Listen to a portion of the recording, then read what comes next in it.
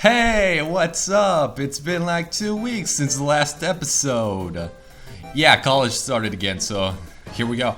This is Undertale, released in 2015 for the PC and done by Toby Fox mostly, or whatever.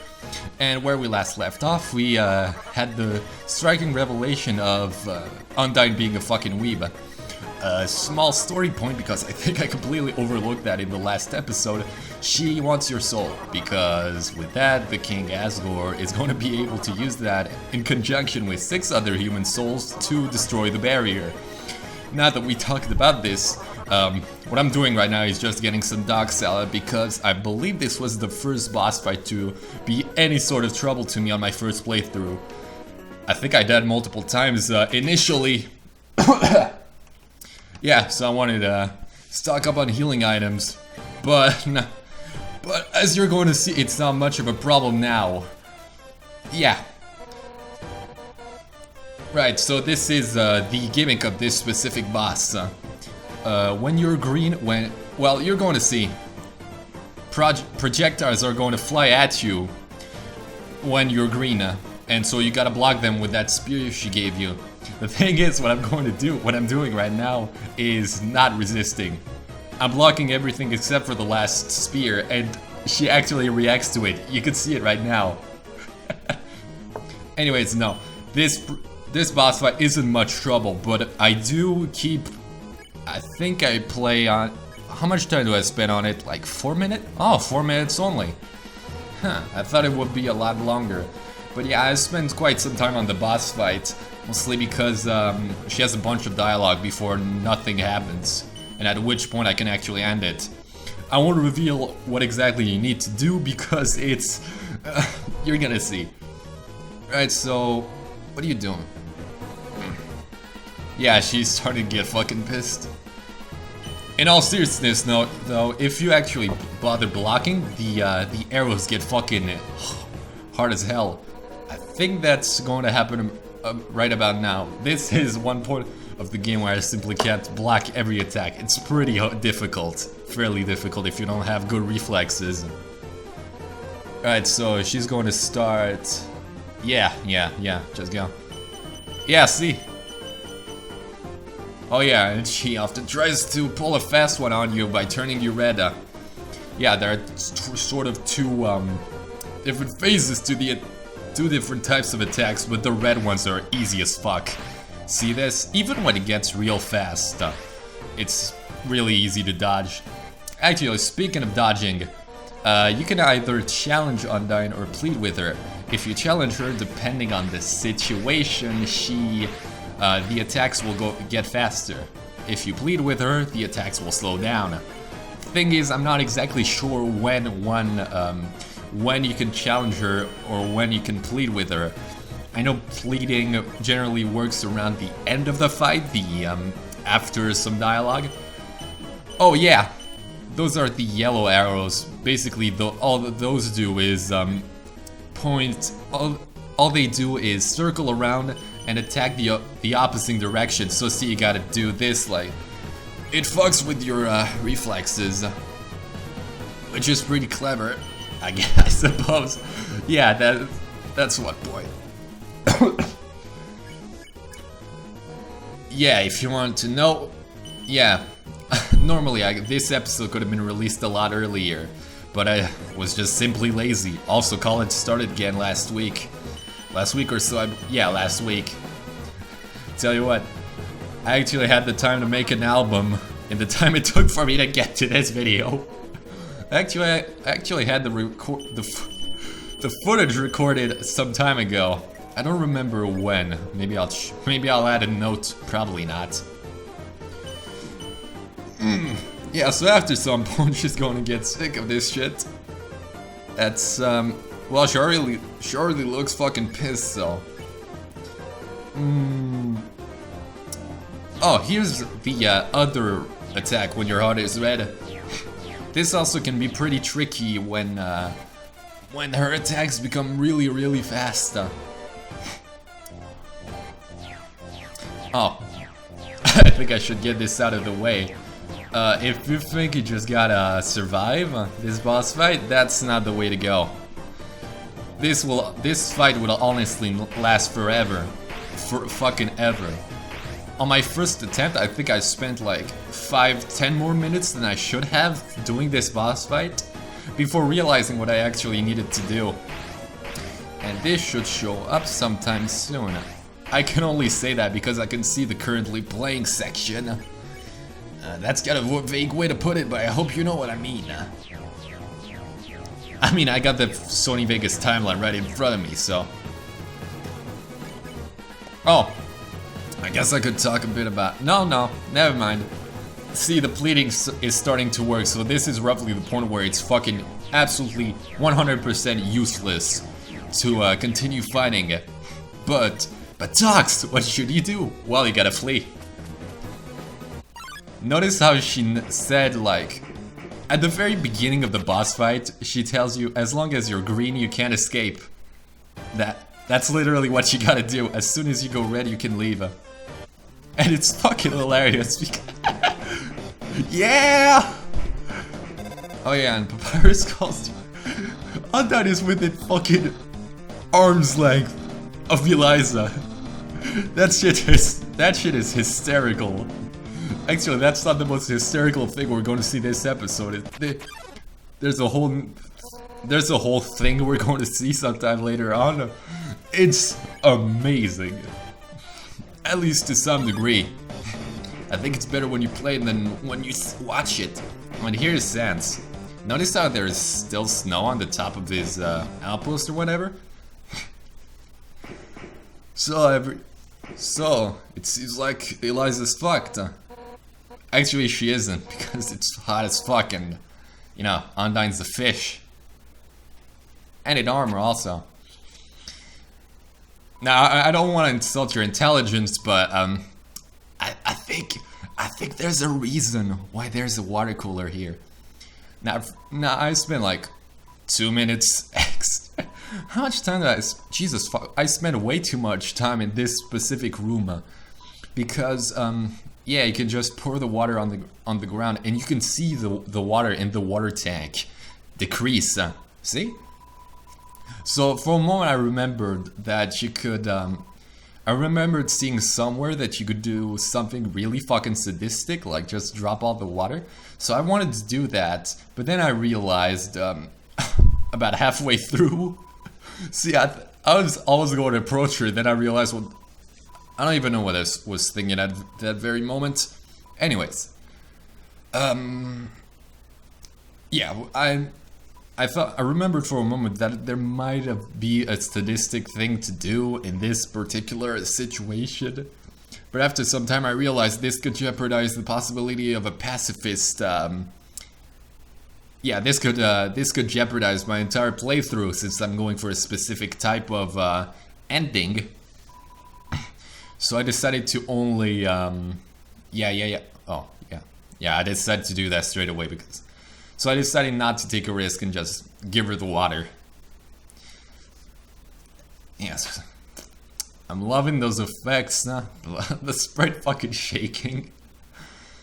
Yeah, rudimentary graphics. Although the environment is actually kind of cool. When I look at it, this is like the first fucking... Hey, the environments are a lot more detailed than the fucking character sprites. Maybe it depends. No, it doesn't depend on the character sprites. All the fucking character sprites are of varying quality. Anyways, I go back around here because I'm not sure if Sans is going to be still here, and he is not. So I go back around. Let me scroll out of there so I can see the Vegas timeline. Yeah, what exactly am I trying to do here? Yeah, I just wanted to make a quick check to see if there was anything to find. But since there isn't, I go back around. Also, there's this guy. Don't know who the fuck that is, honestly. I don't think this fucker has a name. Oh yeah, and the guy remarks that you dropped all the water. If you didn't, oh, and these are 2 guards who guard the elevators, meaning walking. Either way, the guy back in the other room makes a remark if there is still water in the water cooler, and makes another remark if you have water in your hand. So this is the lab. Normally this would be where we need to go, but we still have another big thing to do. So all I'm doing is fuck with the door. Yeah! I think I discovered I could do that very playthrough. That very same moment. Anyways, save point yet again. Now what I'm going to do is go back to Waterfall. But Tux, it's fucking far away, you whore! But don't worry, there's the fucking fairy person to help us. Amazing, isn't it? Actually, the fairy person is actually a pretty good, a pretty useful character, because as you travel around, they actually give out hints. So not only is it a good fast travel system, because walking on the for the linear game, the walking, there's a lot of walking. Oh, here you go. Oh no, never mind. My bad. Because I remember the fairy person making a remark on Temmie Village, so I could confirm this to myself that it gave out hints. But feeling tropical, I'm not exactly sure what that's about. Anyways, if you haven't guessed by the call that Papyrus gave us, we're gonna go see Undyne. Yeah, for the moment I don't pull anything out of the box because I don't need any of these items yet. I don't save, huh? But yeah, we're gonna go to Undyne's house. In a similar way as with Papyrus, we can hang out with Undyne. It's not really a date. Yeah, it's a hangout. It's not really a date like with Papyrus. But either way, we're going to befriend her, and the whole sequence is fucking magical. Though honestly, looking back on it, it's a lot better when playing it than taking a look at it.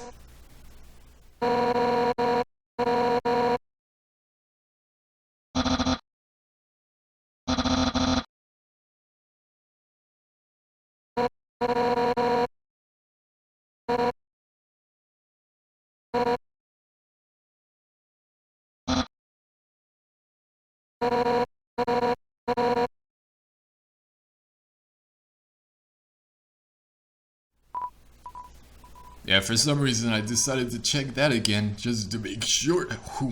Just to make sure there I didn't miss anything. Yeah, so this is Undyne's house. Pretty cool, huh? It's a house. I'll make a small tangent since I don't have a lot to talk about. This is another sequence that honestly speaks for itself for the most part. But I need to make a remark on... Oh, wait, never mind. One of the best sequences of the game happens right now. Here you go. Woo! Papyrus is under the layer of the piano. Godlike. Amazing. 10 out of 10. Great job, Toby Fox. Or like, Toby, fuck you. Anyways. Crest, I'm clipping the audio. Oh. So what did I want to say? Yeah, I wanted to make a remark. I wanted to remark that the facial expressions of Undertale are fucking incredible. Even, yes, here, right there. Undyne's fucking expression right now. It's amazing. I wouldn't even care if Undyne was fucking trash as a character. That facial expression is that of the gods. Oh, I wanted to say something about Undyne. Yeah, I said she was a weeb, but in a way, that's a roundabout way of saying she takes a lot of characteristics from modern anime. Or rather, is directly inspired by that. There are various references to anime, and we're going to see even more of that in the next episode or two, when we go into the next area of the game. But for the moment, the rest of the episode is going to be about this.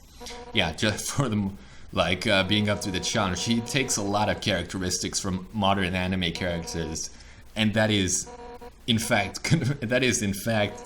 talked about in game in a way. Besties. But Well, some people would understandably find that obnoxious. I think it's pretty well done. In a way, Undyne is, I'm not saying she's necessarily that good, but she's kind of the Amish paradise to modern anime's Gangsta's paradise, which is in itself older anime, the Gangsta's paradise to older anime's pastime paradise, if that makes any sense. Oh,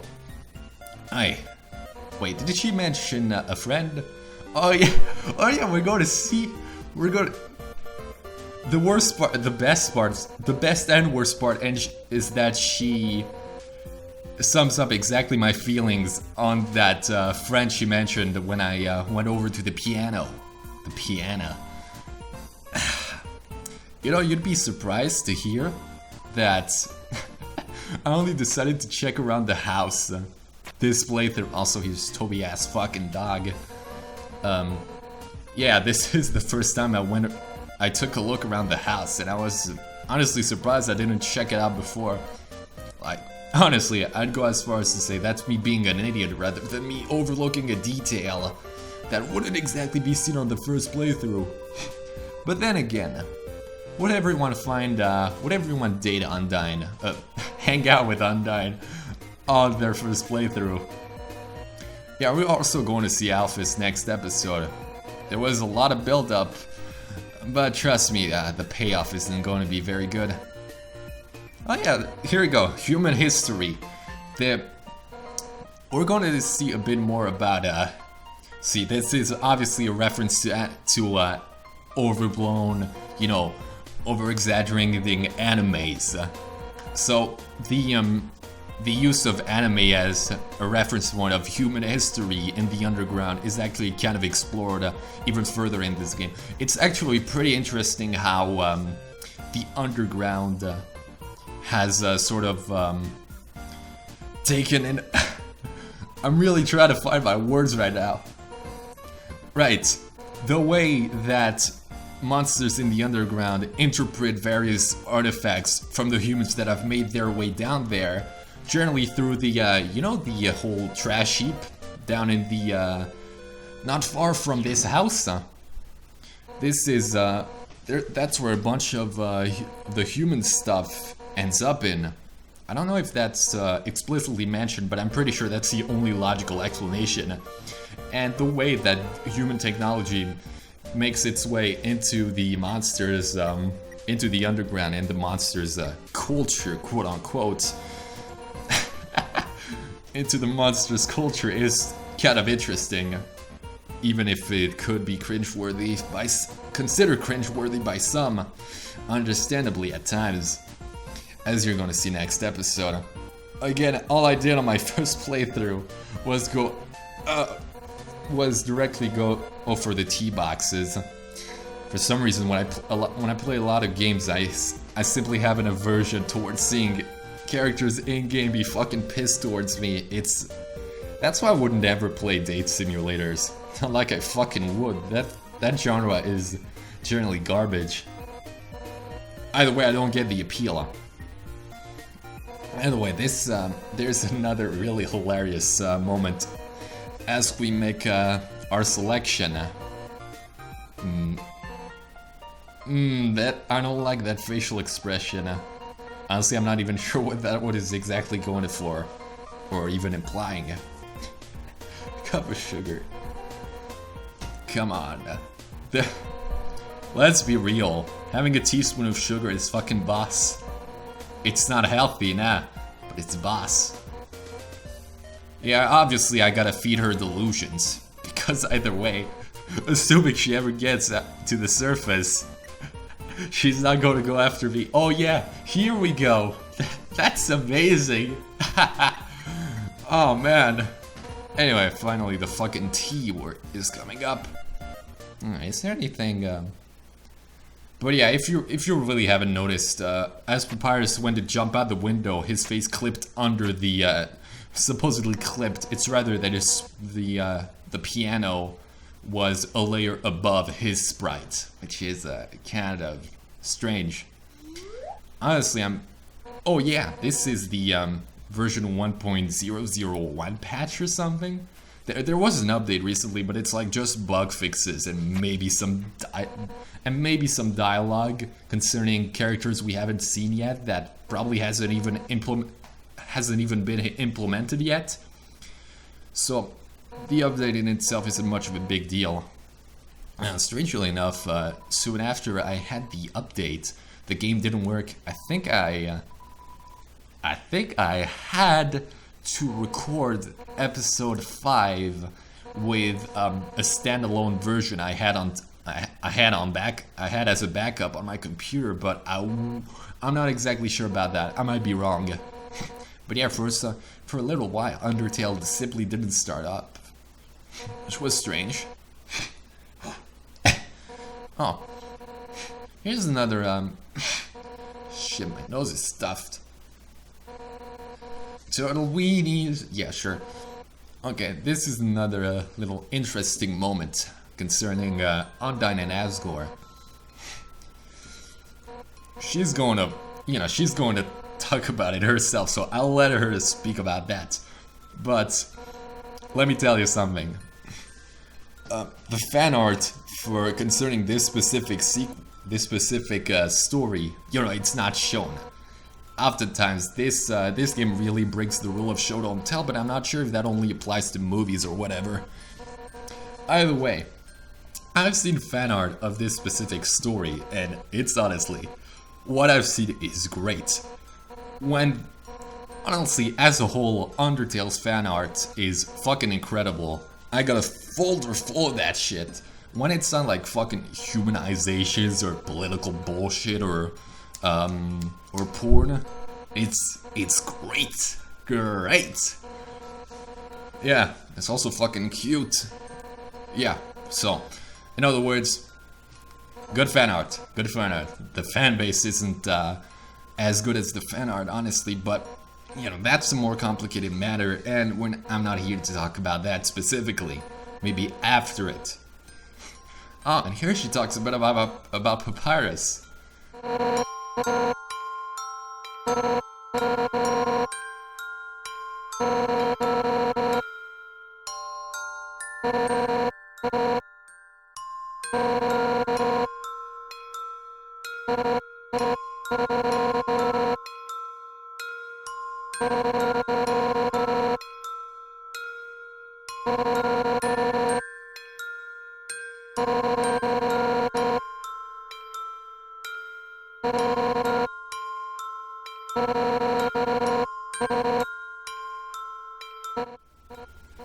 Oh, a small tangent. There is really a lot more to Papyrus than just fucking spaghetti, so if you're one of those people, please, I hope you realize how much of a mistake you're doing. Anyways, this was a real nice moment, but holy shit, there's still so much time left. This episode is a lot shorter than usual, 31 minutes, and even still, it's long. Whew. Yeah, so, yeah, here's another great moment. Probably a lot better when you, I'm repeating myself right now. Oh, I should mention, I was honestly smiling like a fucking idiot through this entire scene. Like, from the very beginning, almost from the very beginning. Though maybe I probably stopped smiling when she started already talking about Asgore. Anyway, yeah, so this is absolutely amazing, and the way she fucking picks you up by the head, I always loved that. Yeah, because we're still going for the goody two-shoes run, for the we're going to make fucking like Jesus or whatever. Except Jesus stirred up shit. Yeah, we're going to be, fucking frail as fuck. Cause even fucking fruit. Is that a banana? How do you make Undyne? What the fuck? You don't make a sauce out of banana. That's for milkshakes. You use tomato sauce. That's it. What's that? Oh no. Oh, maybe that was pepper instead. That orange thing. I hope that orange thing was fucking pepper, because if that was orange, how do you make pasta with orange sauce? the fuck? That's gotta taste like shit. Yeah, be careful with placing the, You know, I really wonder, was there water in that, kettle pot? A cooking pot? Yeah, is there water in there? Because if there isn't, that next sequence is going to make... Wait, then again... I'm not even sure. They clank, that means there's no water. I'm wondering if there's fucking water in this pot. That's honestly the least of this sequence's worries. I'm worrying about that bullshit. Oh, there's gotta be no water, because if that's so, the next sequence wouldn't make any lick of sense. But then again, it doesn't make any lick of sense in the first place. Why the fuck would you cook pasta without water? Holy shit, this is a fucking cacophony of mistakes. I don't know how to cook. I know how to cook pasta better than a fucking fish with limbs. Oh yeah, son. Yeah, fire. Burning pasta. Yeah, and yeah, the entire house goes with it. I almost considered putting like an artistic depiction of the sound of fire in the currently playing tab. Then I realized that would be fucking stupid. Don't worry, this is almost over. You'll probably like this a lot better when the commentary-less video gets uploaded.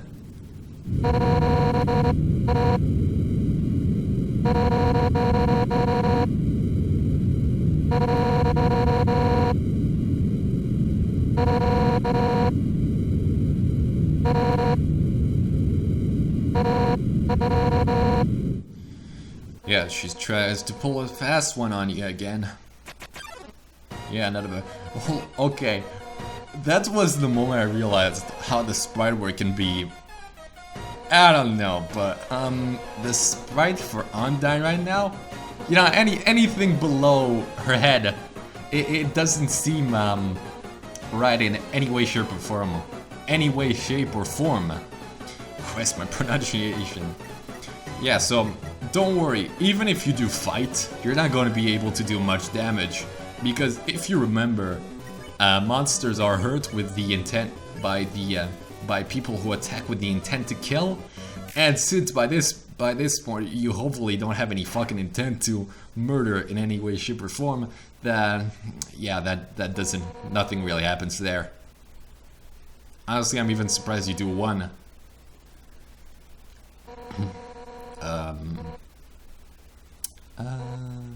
Yeah, sure. Yeah, she's going to drop the spear and then... Oh Jesus, that sprite! Oh Christ! It clashes so much with the head! Jesus! I mean, the graphics of Undertale aren't horrible, they're functional, they're okay, but holy shit, this doesn't seem quite right. I hope... How are her arms so long? Holy shit, she should have... Toby Fox should have really gotten help from someone else on this one. Because, you know, on one end there's Aaron, and on the other end there's fucking this. Oh Christ, I forgot she actually said something relatively important here. Yeah, sure, it's just more Asgore related stuff.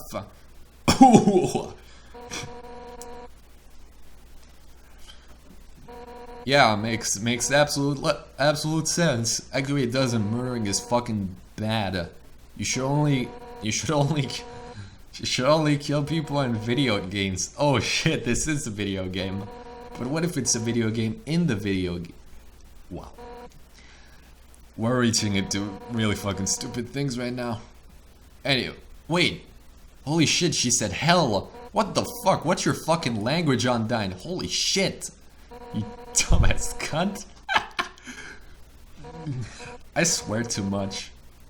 I say too many profanities. It's like a reflex. It's not even any... It isn't any better when I speak in French either.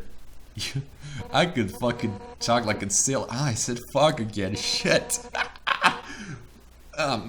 Anyways, this has another sort of consequence. Now when you call Papyrus, you also call Undyne simultaneously. I don't know if it changes any of the